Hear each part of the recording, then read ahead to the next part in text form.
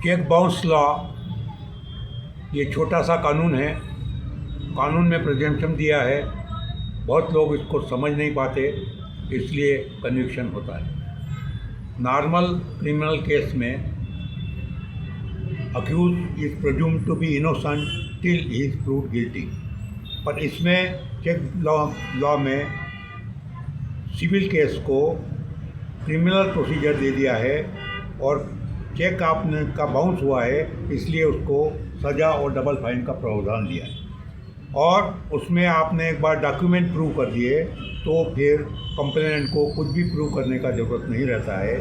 ये evidence act के हिसाब से प्रोविज़न है जो बहुत लोग समझ नहीं पाते और इसलिए इसमें कन्विक्शन होता है। सैकड़ों लोग अलग अलग तरह की सलाह देते हैं, ऐसा अर्जी दे दो, ये जजमेंट लगा दो, इसमें आप जीत जाओगे, परंतु एक बार आपका समन्स इश्यू हो गया तो आसानी से जीतना मुश्किल होता है, क्योंकि इसमें प्रिजम्पशन है और आपका एडमिशन है। ये दो कारणों से आपको कन्विक्शन होता है। परंतु हर कंप्लेंट शब्द में होती है, शब्दों की मर्यादा होती है। जैसे प्रकाश की सत्ता अपरंपार है, पर कंडील से आया हुआ प्रकाश में लिमिटेड सत्ता होती है। उसी तरह से सत्य को शब्दों में पूरी तरह से बदल नहीं किया जा सकता, इसलिए हर कंप्लेंट में कुछ न कुछ टेक्निकल मिस्टेक्स होती हैं। उन टेक्निकल मिस्टेक्स को ढूंढकर आपको हर केस आप जीत सकते हो, क्योंकि परफेक्ट कंप्लेंट बनाना आसान नहीं है। एक दूसरा, लीडिंग क्वेश्चन से आप कोई भी केस, किसी तरह का भी केस जीत सकते हो, परंतु लीडिंग क्वेश्चन के लिए लाखों में एक वकील होशियार होता है।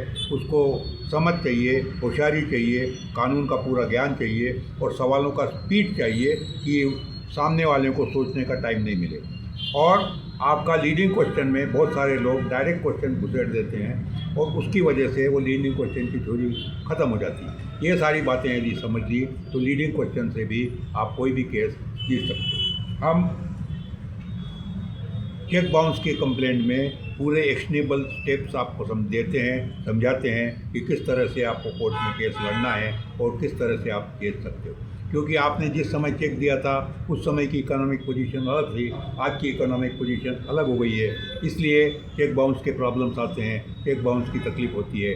और उसमें यदि आपने ठीक से नहीं उसको कॉन्टेस्ट किया तो आपकी ज़िंदगी इसमें बर्बाद हो जाती है, क्योंकि एक तो केस लड़ने में टाइम जाता है, फिर इसमें डबल फाइन है और सज़ा का प्रावधान है। इसलिए हर स्टेप पे आपको ध्यान रखना है। हम इस पर कोई खुलजा सिम का तरीका नहीं बता रहे हैं, हम बता रहे हैं आपको लंबा लड़ना पड़ेगा, लंबी स्टेप्स लेनी पड़ेगी, हर स्टेप पे आपको अपील करना पड़ेगी।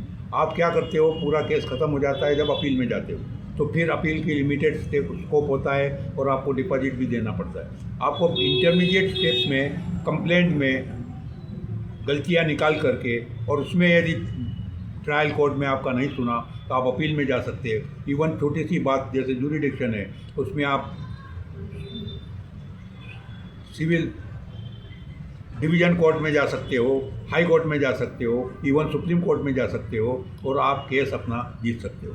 आप अपने पूरे आप डॉक्यूमेंट्स हमको भेजिए, हम आपको इसमें स्टेप बाय स्टेप सलाह देंगे। आज के लिए इतना ही।